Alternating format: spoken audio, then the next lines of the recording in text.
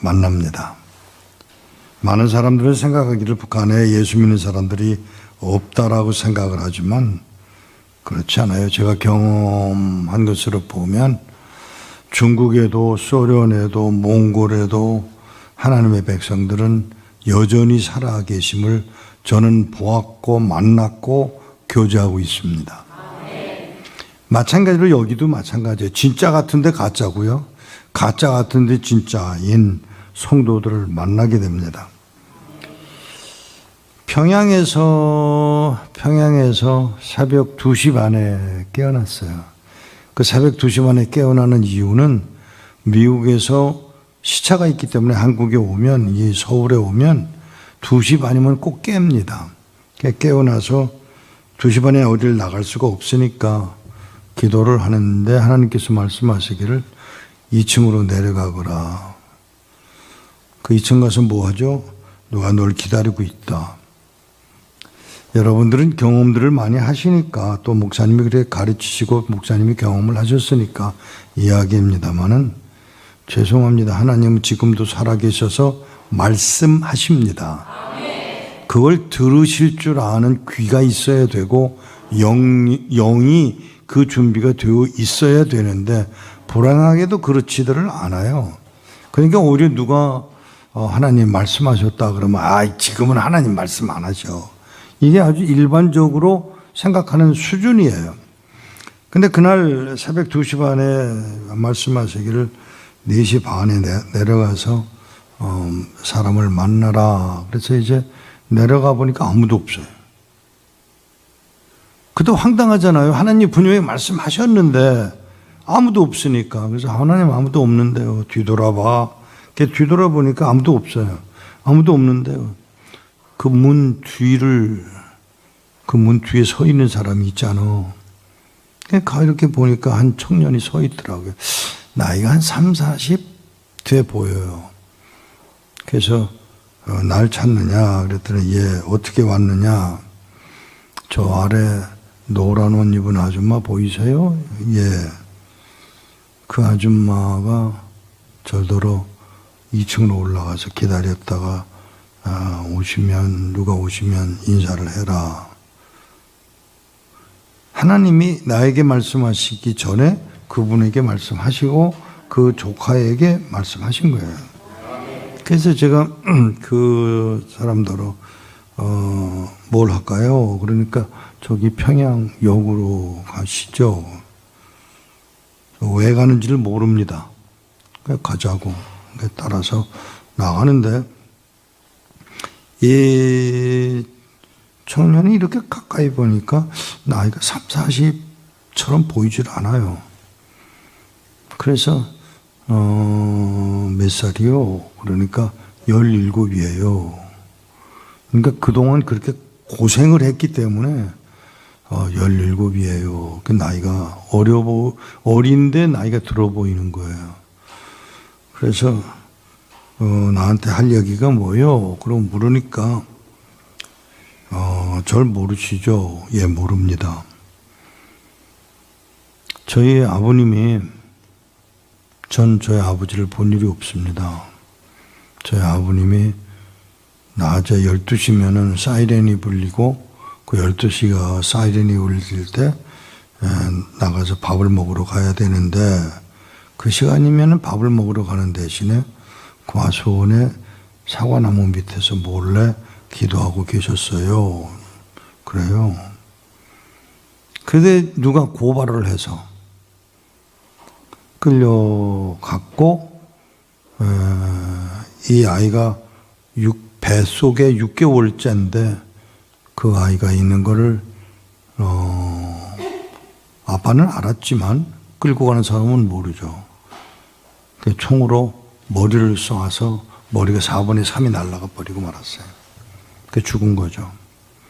그리고는 전 가족을 먼 데로 이제 유배를 했는데 다 쫓겨갔는데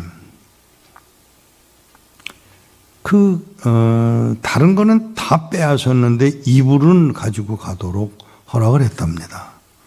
그러니까 이불을 그게 이불이니까 아니에요. 하나님 입을만은 하지만 사실은 그 이불 속에 성경을 감춰두고 있었기 때문입니다.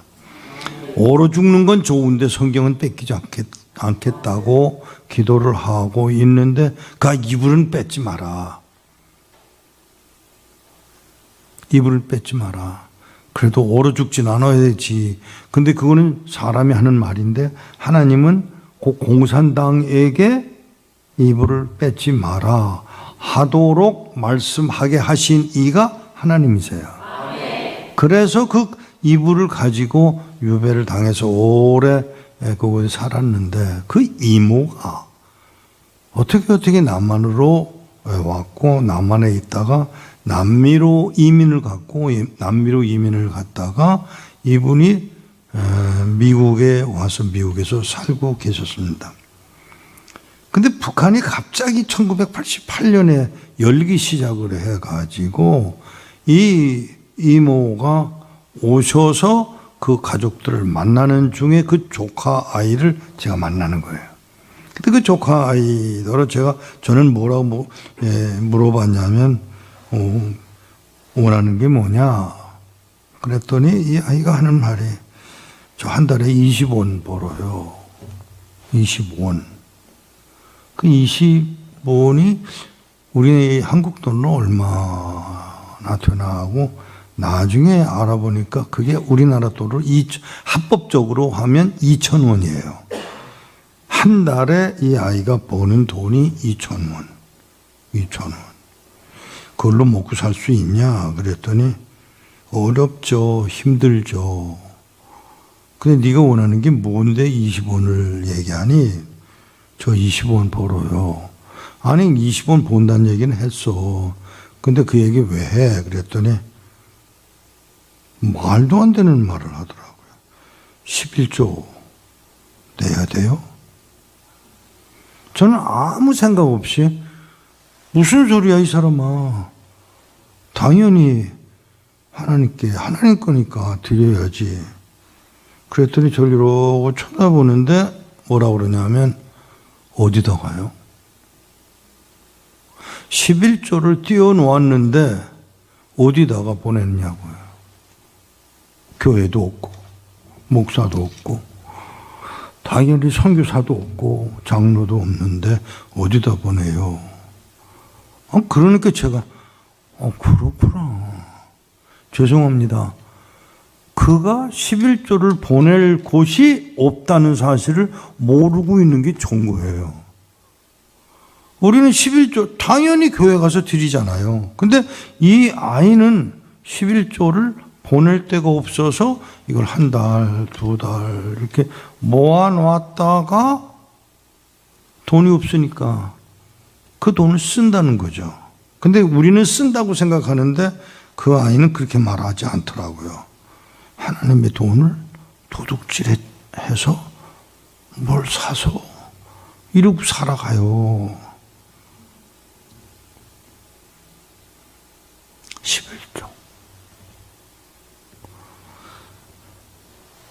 다른 이야기를 하느라고 너무 그 이야기 때문에 제가 좀 감정적으로 될까봐 그동안에 한 기도들이 뭐니? 그랬더니 저요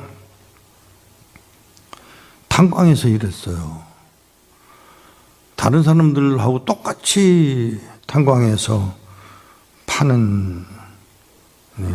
땅을 파는 일을 해야 되기 때문에 일찍 가야 되고 해가 질 때까지 있다가 이렇게 몇 년을 하다 보니까 하나님 저 햇빛 좀 보게 해주세요. 우리는 그게 기도 제목이 아니에요. 햇빛이 나가면 햇빛 있잖아요. 근데 이 아이는 햇빛을 못 보니까 몇 년을 그렇게 살다 보니까 너무 힘들기도 하고 햇빛이 보고 싶어서 하나님 햇빛 좀. 우리는 정말 너무 편안한 삶을 살아간다는 게 그때 느껴지더라고요. 햇빛 좀. 그랬더니 갑자기 저 벽돌 나르는 일을 하라고 하는데 이 아이가 속으로 그러겠죠. 겉으로는 못하고 감사합니다 하나님. 벽돌 나르는 일이 더 힘듭니다. 근데 왜 감사하느냐? 벽돌을 나르려면 밖에서 일하니까 햇빛을 보잖아요. 그러니까 하나님이 그런 방법으로 응답하셨다는 게 너무 좋은 거예요. 이 아이는 그게 감사한 거예요. 하나님이 들으시는구나. 그리고 이제 그런 얘기를 하다가 제가 이제 가지고 왔던 돈이 있어서 $500를 줬어요. 그 $500는 그에게는 거금이에요. 아주 큰 돈입니다. $500를 이렇게 봉투에 넣어서 이렇게 주니까 얘가 딱 하는 말이 11조가 50불이네? 얘는 그냥 거기에 그냥 미쳐 있는 거예요. 그러니까 11조 한번 똑똑히 해보고 싶어서. 그래서 내가 뭐라고 그랬냐면, 야, 11조 50불이네. 그랬더니 이 아이가 제가 준 돈이 달러로 100불짜리로 5장을 줬기 때문에 이 아이가 하는 말이 이걸 20불짜리로 10불짜리로 바꿔달래요. 그래야 50불을 떼낼 수가 있으니까 100불짜리를 주기는 좀 억울한 거예요, 이 아이가. 그래서 그 아이가 말하는 대로 알겠다고 해서 제가 잔돈이 있어서 잔돈으로 바꿔줬더니 그 중에서 50불을 떼어서 주는데 이 아이가 그거는 따로 줘서 주면서 하는 말이 죄송합니다. 그동안에 밀렸던 11조 드릴게요. 20원을 주더라고요. 그러니까 10달치 11조인 거예요. 그래서 그걸 가지고 서울에 와서 어느 교회에 그 헌금을 드렸더니 교회가 발칵 뒤집혔어요. 웬 간첩이 왔다가 은혜 받아가지고 11조를 했나 보다 그러고는 교회가 발짝 뒤집혀서 제가 그걸 나중에 설명을 해주고 그 얘기를 나눈 일이 있었습니다. 그런데 그 아이가 처음 만났을 때 이야기를 제가 빼먹었습니다만은 처음 만났는데 이 아이가 저를 데리고 평양역으로 가다 말고 골목으로 이렇게 저를 끌어들여서 땅바닥에 이렇게 긁어요, 발로. 그러더니 발로 또 이렇게 가만히 보니까 이제 십자가를 그려주는 거예요. 그래서 아는 척을 안 하고 가만히 그냥 보고 있었어요. 그랬더니 제가 반응을 안 보이니까 악수를 하자고 손을 내밀어서 손을 내미니까 제 손바닥에다가 또 이렇게 2번씩이나 그렇게 자기 신앙 고백을 하는 거예요. 그래서 제가 알았다고. 그러니까 저도 이제 감정이 좀 이상해져서 약간 우는 듯이 그러니까 알았다고. 그러니까 이 아이가 아셨어요? 알았어. 그랬더니 이 아이가 확인을 하더라고요. 선생님이 그러면 선생님이 지금 아셨다면 선생님하고 저하고 그리스도 안에서 한 형제? 이렇게 묻더라고요. 그래서 그렇다고 머리를 끄덕끄덕 했더니 저는 그냥 넘어갈 줄 알았더니 자기 손을 잡아 당기고 왼손으로 제 팔을 끌어안고 제 귀에다 대고 형님.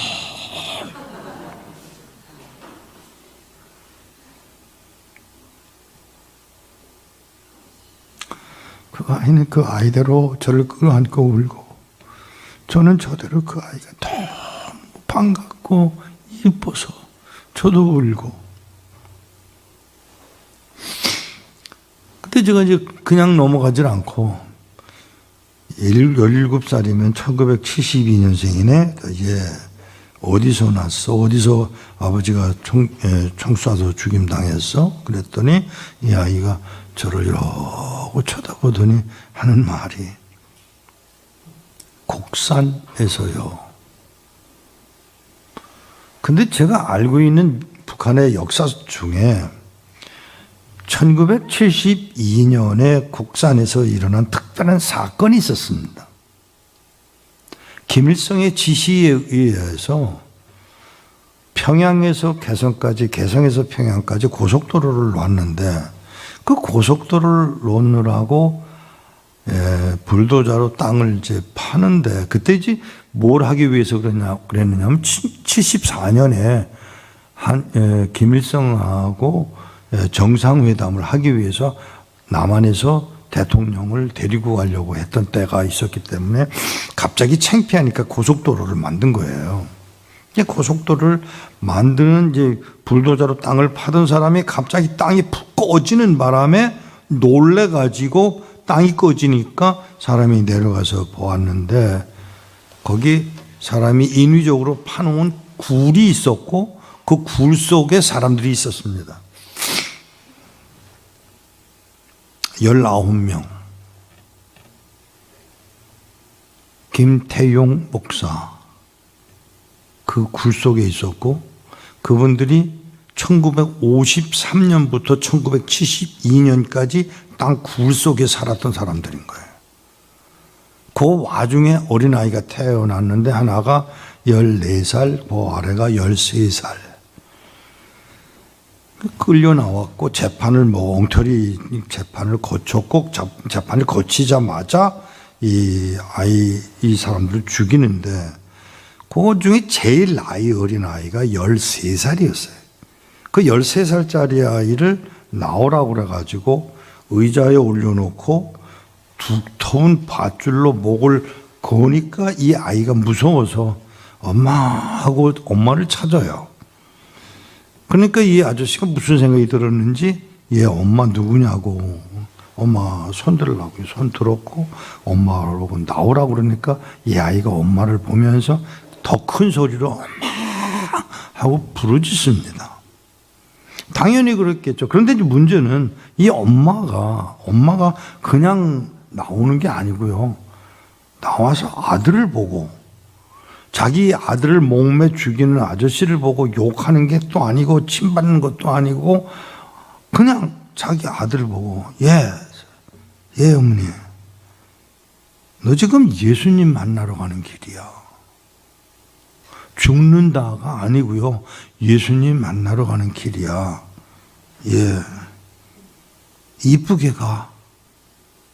곱게 가. 이러고 이야기를 하니까 이 아이가 예 어머니 하고 대답을 했는데 그때 그 목을 매던 아저씨가 이 아이가 서 있는 의자를 발로 차니까 넘어졌고 떨어지는데 이 아이가 자기 목에 걸린 밧줄을 잡고 매달려요. 그러니까 엄마가 거기 있다가 한마디 더 해요. 조금 후에 보자. 얼마나 천국에 대한 생각이 분명했으면 천국에서 보자 하고 말을 하는데 아들이 예 어머니 그리고 손을 얼마나 잘 가르쳤겠어요. 죄송하지만 우리 자녀들한테 하나님의 나라를 얼마나 분명하게 가르쳤는지를 우리 생각해 보셔야 합니다.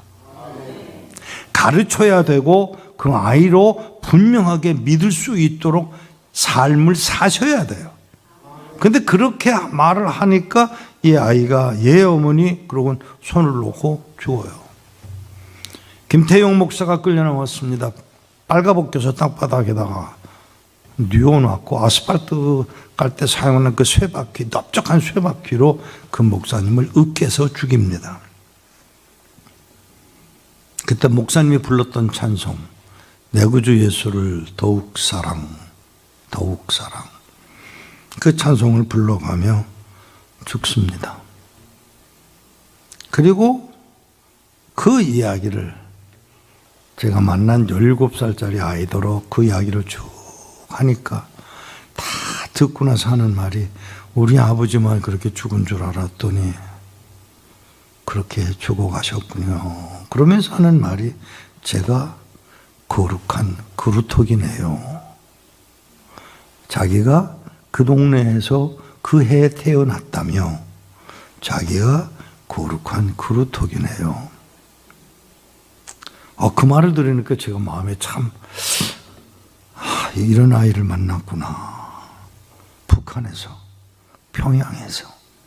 그래서 그 아이를 이제 그때부터 시작해서 재작년까지 먹을 거, 입을 거, 하여간 제가 도울 수 있는 걸 최대한으로 동원을 해서 보내주기도 하고, 돈도 보내주고. 그동안에 1972년이니까 나이가 몇 살이에요? 지금 40 됐겠죠? 근데 재작년까지 그렇게 도왔는데, 어느 날, 북한에서 잡혔던 어느 분이 그만 너무 건강이 안 좋아지고 그러니까 자기 살아나고 싶어서 북한의 성도들의 이름을 적어서 당국에다 주는 바람에 그 이름 중에 하나가 이 청년이에요. 그래가지고 그 고발을 한 분은 살아서 나왔고요. 그리고 이 청년은 북한에 그 일로 인해서 엄마하고 아내하고 8살, 9살 난 두 딸하고 함께 감옥으로 끌려갔습니다. 그리고 어느 날 다 헤어진 종이 한 장을 제가 받았어요. 저 석방시키려고 애쓰지 마세요. 하나님이 능력이 없어서가 아니고 하나님이 뜻이 있어서 나를 감옥에 보내신 줄 알고 목사님 저 석방시키려고 애쓰지 마세요. 그렇게 생각하기가 어렵거든요. 하나님이 어떻게 일을 이따위로 해. 이게 우리 생각일 경향이 많습니다. 그런데 이 청년은 아니요. 하나님이 이 일을 허락하셨으니까 하나님이 하실 줄 알고 혹시 도울 수 있는 길이 있다면 밖에 있는 그것은 이제 평양 그 감옥 밖에 있는 북한의 성도들을 제가 많이 아니까 그분들을 도우세요. 그렇게 쓰고는 마지막에 한 줄 거룩한 그루터기가 저는 누군지 알죠? 이름은 안 썼어요. 그러나 거룩한 그루터기가 누군지를 저는 알아요. 그러니까 거룩한 그루터기가 그 편지가 온 게 재작년인데 엄마도 아내도 두 딸도 그리고 이 형제도 모두 죽임당했습니다.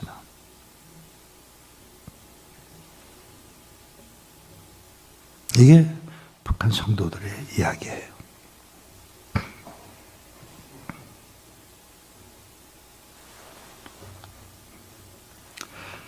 삶이 어렵다. 신앙생활이 어렵다. 어렵죠? 왜 어려운지를 저는 알아요. 내 뜻대로 고집을 하니까 어려운 거예요.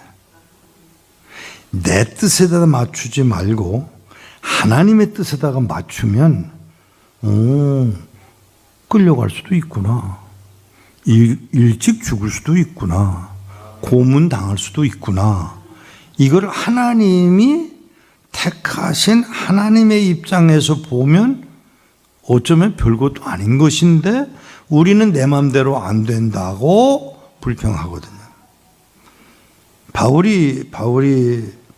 사도 바울이 분명히 성경에 자기가 당한 일들을 설명하지만 원망으로 하는 게 아니에요, 그게. 그것들을 이런 일을 당했을 뿐이지 그 후에 한 말이 범사에 감사하라. 여기에 뜻이 있었구나를 헤아린 바울은 그렇게 말하는 거거든요. 제가 이따가 저녁에 대해 이야기를 하려고 그랬는데 제 얘기를 할게요. 어느 날 밤 12시 반쯤 돼서 전화가 왔어요.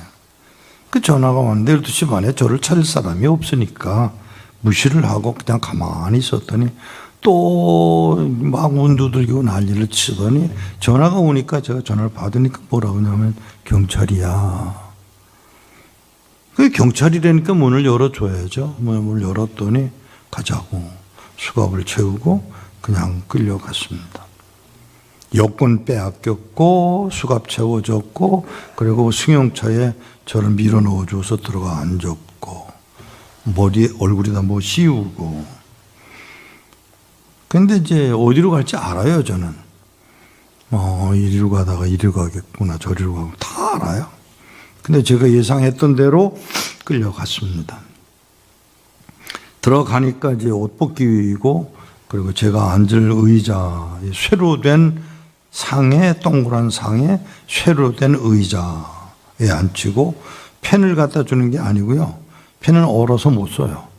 그러니까 연필하고 종이 한 장 갖다 주고, 지난 한 주간 동안 있었던 일 써. 지금 버들버들 떨고 있는 거예요. 얼마나 추운지 몰라요. 바깥의 온도가 영하 40도고요. 그 안의 온도가 뭐 영하권인데, 그 이제 쓰라고 그래서 써서 주니까, 보고는 한 30분 좀 있다가 와서 또 써. 똑같은 얘기를 쓰라고. 쓰죠. 그 쓸 때, 저같이 훈련받은 사람들은 안 그러지만 훈련받지 못한 사람은 형용사를 잘못 씁니다. 뭐 예를 들면 비가 구질구질하게 내렸다든지 뭐 이렇게 쓰면 안 돼요. 그걸 기억을 못 해요. 형용사는 기억하기 어렵습니다. 그러니까 동사, 명사, 목적어를 써야 되는데, 저는 훈련이 된 사람이니까 그렇게 써서 그냥 주니까, 그렇게 4시간 동안 쓰고 나니까 뭐라 그러냐면, 이놈 지독한 놈이네. 어떻게 글자 하나 안 틀리고 이렇게 쓰네. 그건 뭐 아무 말도 안 하고 말았는데, 4시간 지나간 후에 저는 미국 시민권자니까 그렇게 그냥 그 사람들이 함부로 할 수 없어서 그랬는지 내가 4시간 후에 가자. 그래서 이거 이제 석방인가 보다. 끌려서 바깥으로 문 열고 나가려고 그랬더니 그 사람들이 아니라고. 옷은 들었고 여권은 그 사람들이 갖고 있고, 그리고 저는 문을 열려고 그러니까 아니라고. 그 옆방으로 갔어요. 그 문을 열고 가는데 웬 여자분이 매맞고 있는, 그래서 소리 지르는 소리를 제가 들었어요. 이상하다. 누구지? 왜 나처럼 끌려온 여자가 있네? 그냥 그래 무심히 생각을 하고 또 벽에 가니까 또 거기서 문을 열고 나가니까 지하로 내려가는데 첫 방이 물고문실이에요. 나무 침대 위에 뉘어졌고 손은 밧줄로 묶였고, 그리고 입에다가는 자갈을 물리고 얼굴은 뭘로 가리우고, 그리고는 입에다가 소방대원들이 사용하는 호수, 이건 커요. 이걸로 얼굴에다 올려놓는 거, 그것 자체가 고문이에요. 올려놓고 물이 쏟아져 이제 얼굴 빨가벗어졌잖아요 지금. 뭐 잠깐 사이에 정신을 잃었고, 또 깨어나면 또 물 먹이고 또 떨어지고, 이러기를 이제 2번 하고, 그리고는 일어나라고 하는데 일어나질 못하는 거예요 제가. 일어나지 못하고 질질 끌려서 가는데, 그 땅바닥이 콘크리트 바닥인데 우뚝부뚝해서 그냥 찢어지죠. 막 찢어지고, 그리고는 질질 끌려서 옆방으로 갔는데 가보니까 여기는 아무것도 없고 발전기 하나, 그리고 구멍으로 연기 나가는 구멍이 하나 있고, 이제는 밧줄이 아니고 쇠줄로 저를 묶고, 그리고는 뉘어져서 나무 침대 위에 올려져서 뉘어졌고, 전기 고문하는 동안 그만 제가 머리에 충격을 받아서 제가 바보가 되어버렸습니다. 아무것도 기억을 못하는 거죠. 내 이름도 모르고 내 아내 뭐 결혼했는지 아이가 있는지 아무것도 기억을 하지 못합니다. 아까 말씀드린 3,800명의 명단 같은 건 아무 생각도 못하고요. 제 집 전화도 모르겠고요.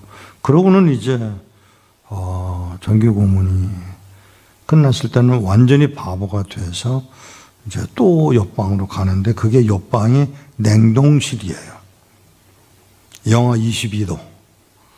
그 방에 끌려가서 이제 시간이 꽤 지났으니까 이제 화장실을 가고 싶어서 화장실에 좀 보내달라고 그러니까 들은 척도 안 해요.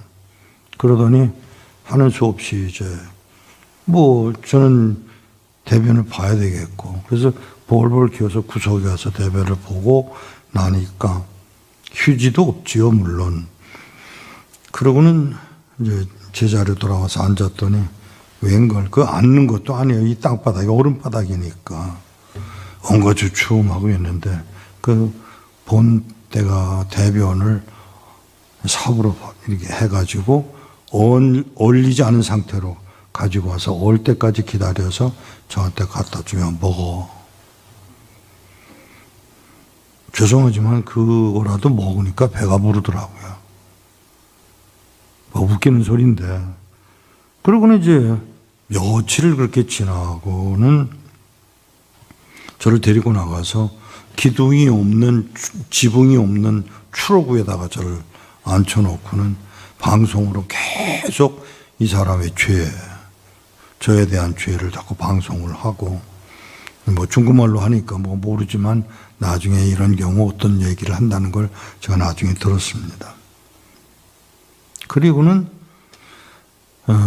호텔, 제가 머물던 중국 호텔로 들어가는데 저를 제일 심하게 고문하던, 키도 크고 잘생겼고, 중국 사람이 우리보다 잘생겼어요. 이 사람이 저를 걸어가질 못하니까 엘리베이터도 없고 그러니까 끌고 이렇게 올라가는데 가다 말고 저거 물어요. 우리가 한 달에 70명을 고문합니다. 영어로 그러더라고요. 우리가 70명을 고문하는데 어떻게 당신은 욕도 안 하고 화도 안 내고 그리고 또 벽에 앉아가지고 뭐 노래를 부르고. 그 사람들은 보기에 노래라고 생각했겠지만 저는 찬송을 부르고 있는 거죠. 근데 그렇게 얘기를 하는데 제가 그냥 툭 내뱉은 말이 예수 때문에. 그냥 그것뿐이에요. 대화라고 한 그것뿐이에요. 그러고는 저를 3층까지 가서 제 방에다 침대에다 던져줘서 거기 침대에 누워 있었습니다. 나중에 계산을 해보니까 한 이틀 반 잔 것 같아요. 일어나 보니까 왜 이렇게 배가 고파? 그래서 이제 밥을 사 먹으려고 침대에서 내려오다가 침대에서 떨어졌어요. 그 침대에서 떨어져서 이제 하는 수 없이 기어서 3층에서 2층으로 1층으로 걸어 내려가서 식당에 가서 식사를 시켰는데 제가 중국 음식을 좋아하니까 중국 음식 여러 가지를 시켰는데 못 먹겠더라고요. 손이 말을 안 듣는 거예요. 이 입술도 말을 안 듣고. 그래서 그냥 놔두고 다시 기어서 3층으로 올라갔어요. 그냥 여러분 아무렇지도 않아 보이는데 한번 상상을 해보세요. 제가 뻘거벗고 여기를 기어 올라간다고. 얼마나 웃기는 장면이에요. 근데 그렇게 내 방에 가서는 이제 군대 생활을 한 사람이고 훈련받은 사람이니까 이제 몸을 풀고 그런 아래층에다가 연락을 해서 비행기표를 만들어 달라고. 비행기표를 어느 시간에 가도 된다고. 그래서 택시를 타고 공항에 가서 이제 북경에까지 갔어요. 북경에까지 간 것까지는 좋은데 내가 어디를 갈지를 모르는 거예요, 지금. 그래서 그냥 제가 이제 떠나서 미국으로 가야 되니까 종이 영수증 하나 있는 걸 보고 이 주소로 가자고. 그래서 호텔을 갔는데 중국 호텔이더라고요. 그게 싫은 거예요.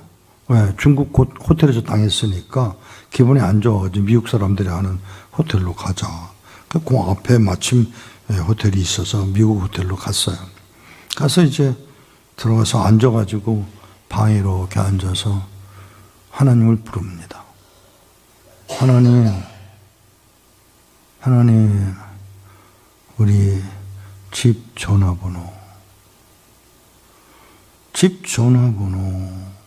이러고 이제 있는데 숫자가 뜨더라고요. 425-337-9005. 받아서 써가지고 전화를 걸었어요.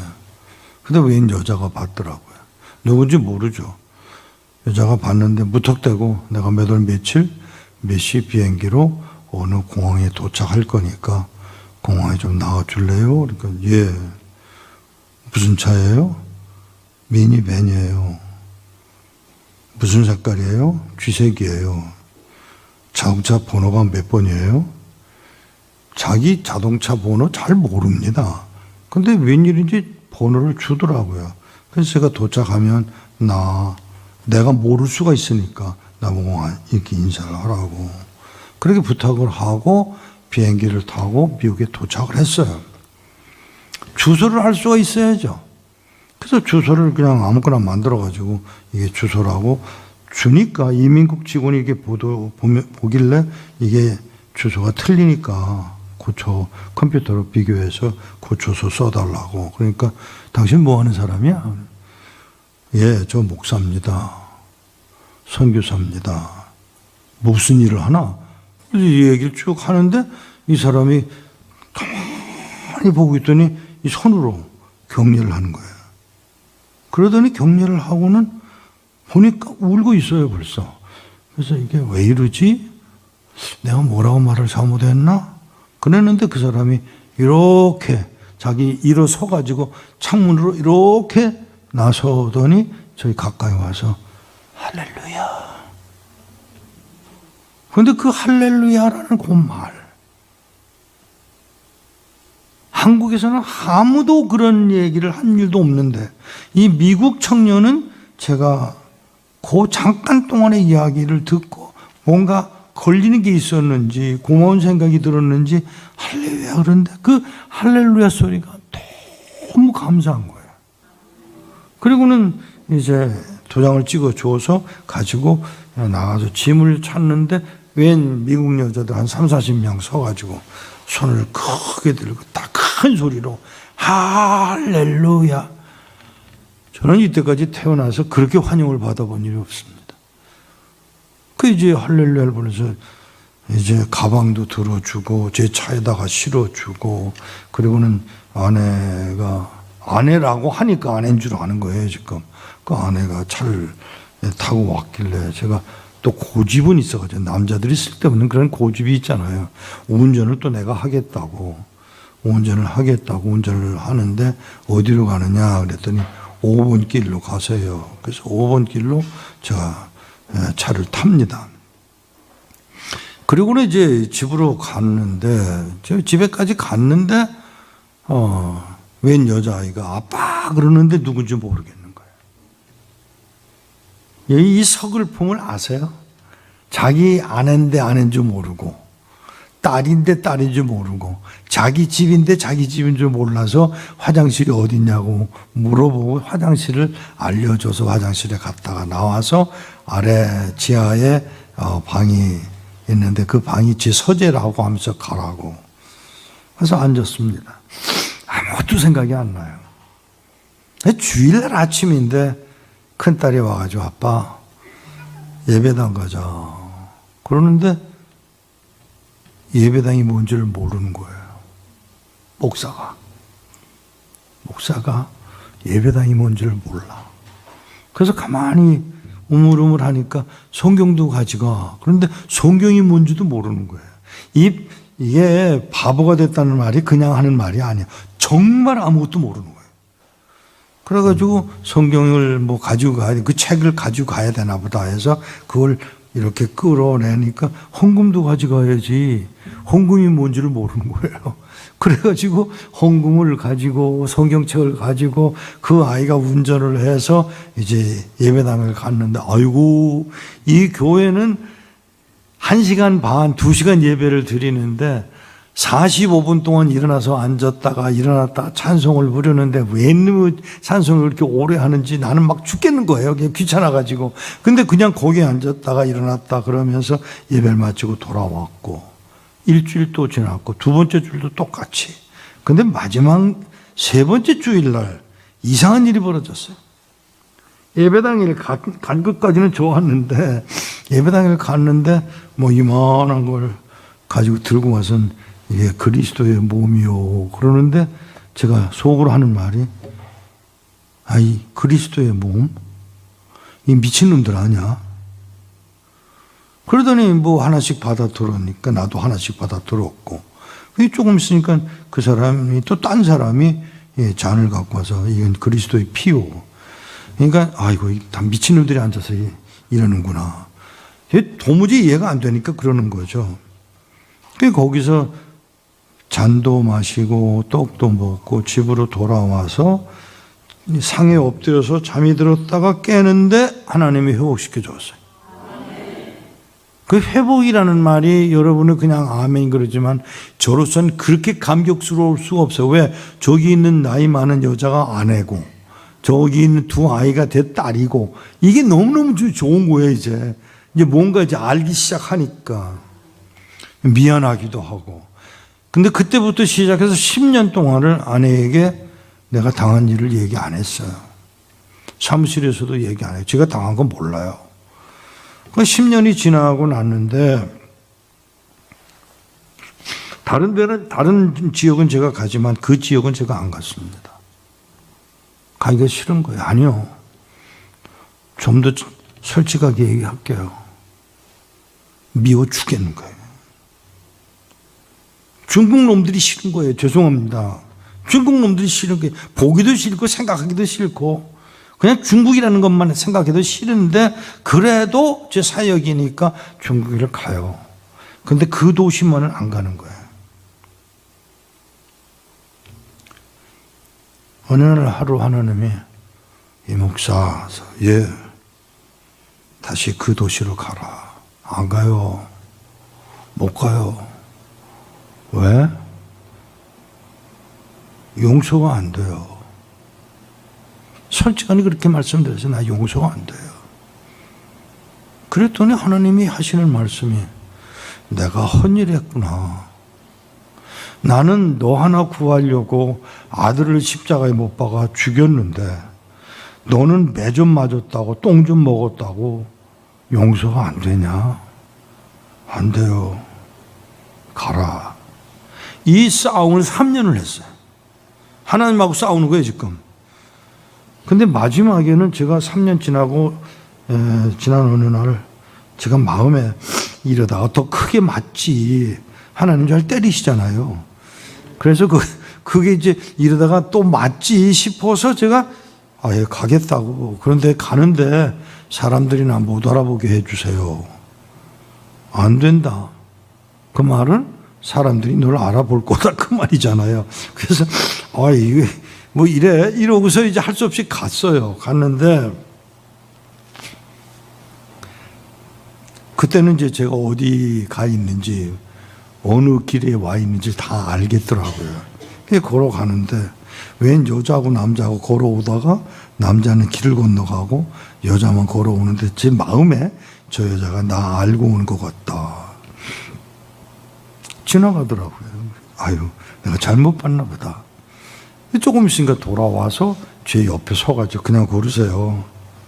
저 쳐다보지 마세요. 이미 봤는데 쳐다보지 마세요. 그래서 이렇게 봤는데 저 모르시죠? 예, 모릅니다. 13년 전 여기서 고문당한 일 있으시죠? 예? 13년 전 여기서 고문당하신 일 있잖아요. 예. 그때 고문한 사람이 4명이죠. 네. 거기까지는 좋았어요. 그 다음 말. 그 사람들 용서하셨어요? 대답을 못 하겠더라고요. 예, 그러면 거짓말이고, 아니요, 그러면 하나님 앞에 걸리고, 그래서 우물우물 하니까, 목사님, 제가 목사인 것도 아세요? 예, 알아요. 13년 전, 저는 예수 믿는 사람이 아니었습니다. 근데 제 남편이 술을 안 먹고 들어와가지고 한다는 소리가 나 술 끊을게. 그 소리 내가 수도 없이 들었다. 알아. 이번에는 나하고 예배당 가자고 약속해. 그러니까 이 여자가 그 말을 듣고 이게 뭐가 큰일 벌어졌구나. 저놈이 나보고 예배당 가자고 그러는 거는 이건 큰일 벌어진 것 같아 생각을 하고 그 남편을 따라서 예배당을 간 거예요. 그 예배당에 가서 가만히 생각을 해보니까 자기만 온 곳이 아닐 거라는 생각이 들어서 혹시 자기 남편의 친구들, 나를 고문했던 사람들도 와 있나 생각을 하고 이렇게 자꾸 돌아보니까 그 자기 남편의 친구들, 저를 고문했던 사람들이 다 아내들을 데리고 아들 하나씩 데리고 와서 앉아 있는 걸 본 거예요, 이 사람이. 그러니까 나만 온 건 아니네 하고 약간의 위로를 받고 이제 나만 온 건 아니네 그러면서 이제 신앙생활을 시작한 거예요. 제가 이제 궁금하잖아요. 그 남편이 뭐 하는지. 그 남편은 뭐예요? 그랬더니 제 남편 기억나세요? 모르죠. 근데 아세요? 뭐를요? 집에 와가지고 내가 뭐 하는지 알아? 남편이 아내에게 물어본 거예요.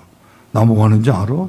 몰라. 난 돈만 벌어다 주면 돼. 그랬는데 남편이 뭐라고 그러냐면 나 사람들을 고문하는 게 내가 하는 일이야. 어쩐지 거칠었지. 그러고 얘기가 오고 갔는데 예배당 가자. 그래가지고 예배당을 가기 시작해가지고 신앙생활을 시작을 하면서 기적이 일어났어요. 그 남자 놈이, 그 남편 놈이 예수를 믿은 게 아니고요. 목사님이 되셨어요. 그 얘기를 이 여자가 들려주는데 제가 뭐라고 그랬느냐 하면 할렐루야 그래야 되잖아요. 감사합니다 그래야 되는데 아니요. 억울한 거야 나는. 그 새끼 목사 만들려면 그냥 만들지 왜 나는 그놈한테 매맞게 되고 그러면 난 뭐야 도대체. 이게 제 감정이에요. 근데 거기서 그 여자한테 뭐라고 분풀이 할 수도 없고 또 목사 됐다는데 뭐 좋기는 좋아 보이기는 하고 이러면서 제가 이제 하나님은 자기 사람을 핍박해서라도 당신의 목적을 이루어 가시는 분이 하나님이시구나. 이거 잘 들으셔야 돼요. 여러분이 집에서 혹시라도 핍박받을지 몰라요. 그러나 그 핍박을 통해서 하나님은 다른 일을 하시고 계심도 염두에 두셔야 돼요. 그 하나님이 그렇게 하시잖아요. 여러분 보세요. 다윗 왕 사울한테 계속 당하잖아요. 근데 그게 그냥 다윗이 사울한테 당하는 걸로 끝나지 않아요. 왕이 왕 노릇하려면 이스라엘 전체를 알아야 되니까 구경 다니겠어요? 그러니까 쫓아다니게 해서 쫓아다니면서 전 이스라엘 땅을 알게 하신 하나님이 다윗을 왕으로 세우시는 거예요. 나 그때 참 이해할 수 없는 일이지만 이런 방법으로 일을 하시는구나. 그리고 얼마 후에 그 일이 있은 얼마 후에 저를 도와주시던 할머니 한 분이 계세요.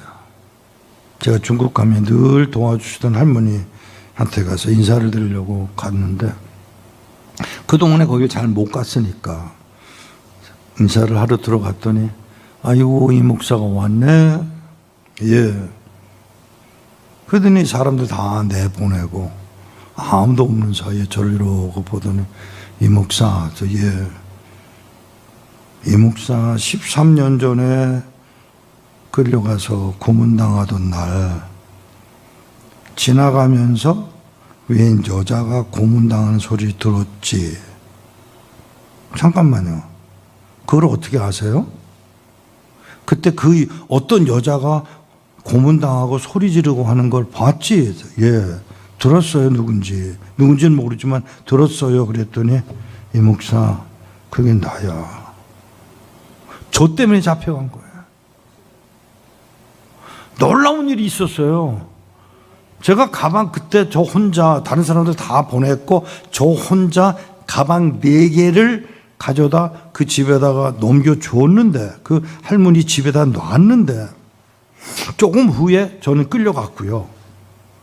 그리고 그 아주머니한테 그 가방 속에 성경이 몇 권이나 있었냐라고 물어본 거예요.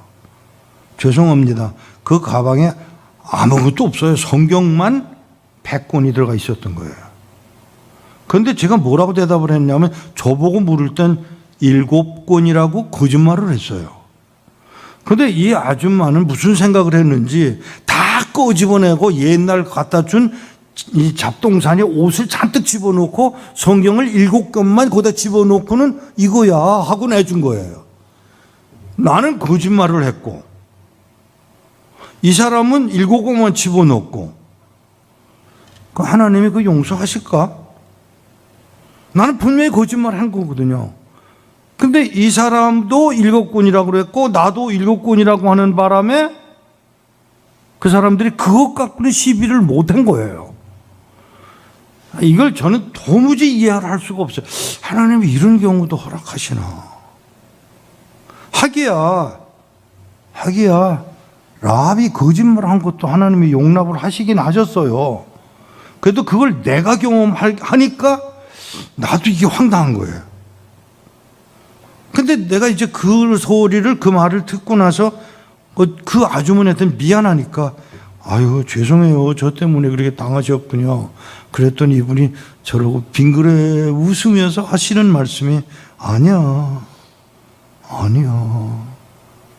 하나님이 나에게 상을 주시려고, 나를 상을 주시려고 이 목사 실수하게 하셨고 고문당하게 하셨고 나는 그걸로 매좀 맞았어. 이제 하늘나라 가면 하나님이 나에게 상 베푸실 거라고. 와, 우리 살아가면서 그렇게 해석하는 경황이 없어요. 솔직히 우리 그렇게 생각, 억울하고 분하지. 근데 이걸 억울하고 분한 게 아니라 하늘의 상이 있을 줄로 알고 오히려 감사하는 마음까지 가는 걸 보니까 제가 무슨 생각이 드냐면 바울이 범사에 감사하라는 말이 이해가 돼요. 왜? 이게 진짜야. 하나님이 이렇게 하신 거야. 이것 때문에 그렇게 하신 거야. 이걸 누군가가 읽을 거라고. 나중에 2000년 후에 이상 목사가 읽고 범사에 감사하라고 떠들 거라고 하나님은 아신 거죠. 사랑하는 여러분,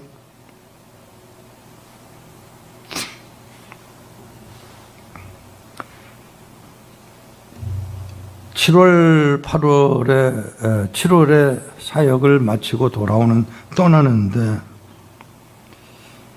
9월 2일쯤이나 다시 오겠구만. 그래서 9월 2일 날 올게요. 약속을 했고 떠났어요. 근데 여러분, 선교하는 사람이 뭐가 제일 필요한지 아세요? 뭐가 제일 필요할까요? 죄송합니다. 돈이에요, 돈. 돈 없으면 움직이질 못해. 저는 저 크레딧 카드를, 신용카드를 안 쓰거든요. 그러니까 9월 2일 날 가야 되는데, 그렇게 가려면 최소한 8월 말에 들어가야 되는데, 8월 말도 훌쩍 지났지, 9월 2일 날도 지났지, 이게 도무지 안 되는 거예요. 9월 13일 날 전화가 왔어요. 이 목사, 이 사람은 서울 나왔으면 얘기를 하지. 아유, 죄송합니다, 목사님. 그분이 누구냐면 박윤선 박사님이세요. 박윤선 박사님이 전화를 걸어가지고 이 목사 와서 우리 교회 와서 설교해. 아예 아닙니다, 목사님. 한국에서 장로교에서는 박윤선 박사 그러면 1인자입니다. 신학적으로. 근데 그분이 저의 교수였는데 이분이 그 말을 하니까 제가 아유 아닙니다. 다른 분 시키세요. 그랬더니 아니야, 이 목사가 설교해. 그러니 안 갈 수도 없고 또 어르신인데 뭐 안 갈 수도 없고 그래서 아유 그러죠, 가죠. 그리고 서울에 있는 그 화평교회에 설교를 하러 갔는데 이렇게 계단을 올라가는데 이제 화강암으로 지은 예배당에 입장해요. 올라가는데 장로님이 오늘 설교할 이 목사님이세요? 그래서 예. 그랬더니 헌금 모아가지 마. 요즘 장로들이 아주 버릇이 나빠요. 헌금 모아가지 마. 그래서 왜요? 내가 궁금해서 왜요? 그랬더니 우리 교회 빚이 5억이다. 그 당시에 5억은 엄청나게 큰 돈이에요. 5억이다. 알았어요. 저는 원래 이제 설교를 하면서 헌금 때문에 가지는 않거든요. 알았어요. 그래서 설교를 하는데 죄송합니다. 이 목사님은요, 이 박윤선 박사님이 얼마나 지독하냐면 이제 제자들이 와서 설교하는 거 다 받아 써요. 그리고는 꼭 불러요, 이러고. 이거 틀렸다고. 그리고 따지는 분이라, 얼마나 찝찝한지 몰라. 해가지고 설교를 이제 그래도 조심조심 했는데, 아니나 달라 그 밑에 다 받아 쓰시더라고요. 그러더니 저한테 봉투를 하나 줘요.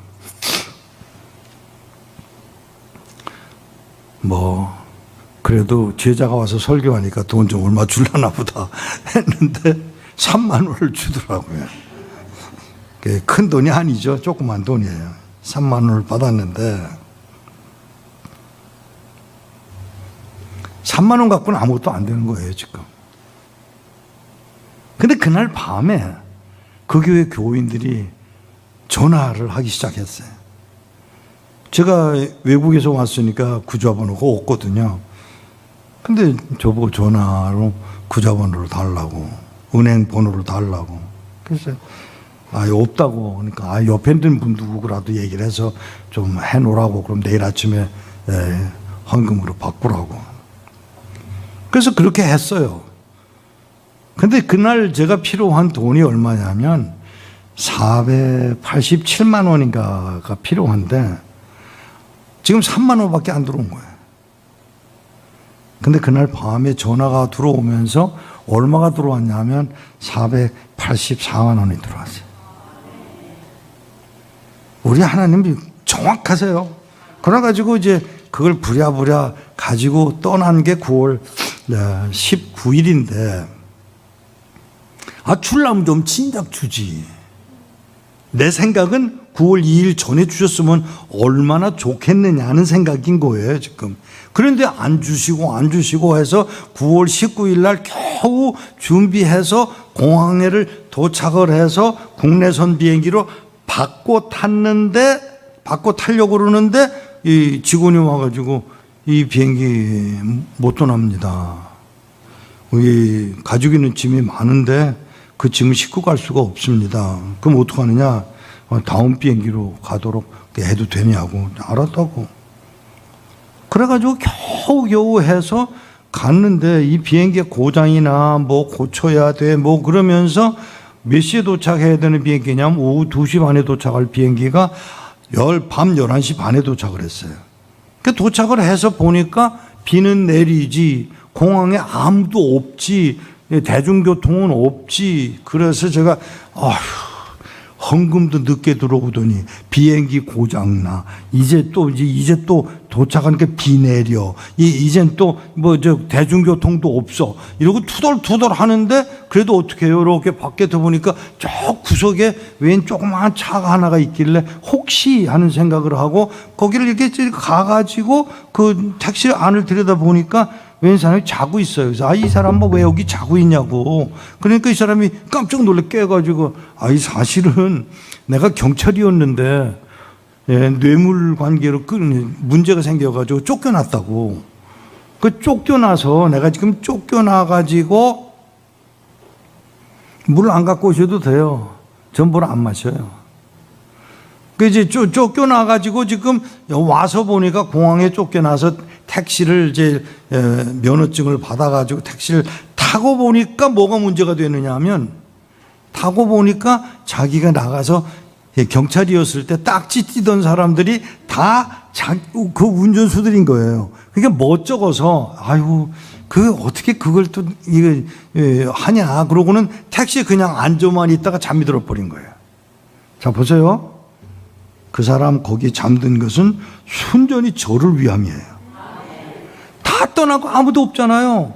근데 그 택시 하나만 뇌물 관계 때문에 쫓겨나서 거기 앉아있던 그 사람은 순전히 저를 위해서 기다리고 있던 거예요. 그 사람은 날 기다린 건 아니지. 하지만 그렇게 해서 저를 태우고 갔는데 이게 그날 호우가 쏟아지는데요. 비가 또 쏟아지는데 이 택시가 들어갈 수가 없는 거예요. 하는 수 없이 문을 닫아놓고는 가방을 가방이 7개 가방을 가졌는데 두 개는 무릎 위에다, 이 차가 조그만 거라 무릎 위에다가 올려놓고는 이제 이따가 내려서 차에다 집어넣고 막 뛰어들어가서 문을 막 두들기는데 사람들이 잠을 자고 있는지 뭔지 모르겠는데 천둥은 치지 사람은 두문을 두들기지 이 사람들은 깨어나지도 않고 가만히 있고 이게 아무것도 안 되는 게 하는 수 없이 차를 타고 택시를 타고 호텔에 갔어요. 호텔에 가서 앉아가지고 보니까 밤 12시 지나면 시골 호텔은 문을 닫아요. 그러니까 여기 호텔 앞에는 왔는데 호텔 문을 안 열어주고 그래서 제가 뭐라 그러냐 하나님 여기 내 성경 받아줄 사람 이 방 안에 이 안에 있을 텐데 저 사람 오줌 마려서 일어나게 해달라고 기도를 했어요. 이거 말 같지도 않은 기도를 한 거예요 지금. 그리고 기도를 했는데 조금 있으니까 난 뭐 기도는 했지만 이러고 기다리고 있는데 문 두들기는 걸 보고 좀 있어야지 하는 생각이 들어서 가서 보니까 이 사람이 바지를 이러고 올리면서 오줌 싸러 나오더라고요. 그래서 저를 보고 이 사람은 이제 오면 어떡해 밤 12시나 문 닫잖아. 미안해. 그래서 짐을 실어 놓았어요. 짐을 실어 놓고 그냥 아무 방이나 줘서 가서 자고 그 이튿날 아침에 이제 조용히 옷 바꿔 입고 그 집에를 할머니 집에를 성경을 갖다 주려고 가는데 가서 문을 똑똑 두들기니까 아이고 이 목사 어젯밤에 왔지? 아니 어젯밤에 온 줄 알았으면 받았어야 될 거 아니냐고. 근데 어젯밤에 왔지. 근데 보니까 삥긋 웃는 게 보여서 왜 웃으세요? 그랬더니 어젯밤에 왔잖아. 예 죄송합니다. 알아? 9월 2일 날 온다 그랬잖아. 예. 왜 이제야 왔어? 거기 박윤선 박사가 얻어놓고 비행기가 고장이 났고 이런 얘기를 다 할 수가 없어서 제가 그렇게 됐다고 그랬더니 들어 앉아. 여기 앉아. 저 허리 아파요. 저 기대고 앉을게요. 아니야 여기 앉아. 그분이 꼭 거기 앉아야 된다고 시비를 자꾸 하는 거예요. 그래서 알았다고 할 수 없이 그분 원하는 대로 그 자리에 앉았는데 그 자리가 무슨 자리인지 알아? 모르죠. 여기 9월 2일부터 30분 전까지 이게 지금 9월 20일이에요. 9월 20일까지 비밀 무장경찰이 이 목사 현장 체포하려고 9월 2일부터 30분 전까지 여기 와서 기다리고 앉았었어. 자, 왜 헌금이 모금이 안 됐는지 이해하셨죠? 비행기가 왜 고장났는지 이해하셨죠? 왜 늦게 왔는지 아셨죠? 이게 다 하나님이 누굴 위해서? 나를 위한 하나님의 방법이었을 뿐이라는 얘기예요. 안 되는 것 같아. 어려워. 힘들어. 괴로워. 그런데 그 모든 일이 결국은 나를 위한 하나님의 배려였다는 사실입니다. 사랑하는 여러분, 오늘 제가 저녁에 또 간증을 하겠습니다마는 우리 하나님이 자기가 택해서 여러분들의 입에서 아버지 소리를 듣고 싶어 하시는 하나님이 오늘 여러분들을 진천에서 이 교회에서 목사님의 설교를 통해서 배우게 하시고 경험하게 하시는 게 우연이 아니고 하나님의 뜻이 있어 이 일이 일어난 줄로 믿습니다. 이걸 아멘으로 받고 실제로 살아가 보면 이건 아닌데 하는 때가 너무나 많아요. 제가 이 38년 동안 사역을 해오면서 내린 결론이 뭐냐면 내 뜻대로 안 되는구나. 결국은 하나님이 하나님의 때에 하나님의 방법으로 하나님의 사람들을 통해서 일하시는구나. 사랑하는 여러분, 제가 어쩌다 여기 오늘 왔죠? 아니에요. 하나님의 계획이 있어서 이 자리에 오게 하신 줄로 믿습니다. 기도하겠습니다. 하나님, 아들을 십자가에 못 박아 죽여서라도 우리를 구원하시기 위하여 그 일을 행하셨고, 아들 예수는 그 일에 하나님의 원하신 대로 순종해서 하나님의 영광을 드러내고자 하신 하나님, 그 복을 저희들이 누리게 하시니 감사합니다. 이제 우리로 깨닫게 하셨사오니 실제로 살아가면서 하나님의 뜻, 하나님의 목적, 하나님의 시간에 맞추어서 아멘으로 감당하는 저희들 모두가 되어지도록 은혜를 도하여 주옵소서. 예수 그리스도의 이름으로 기도하옵나이다. 아멘.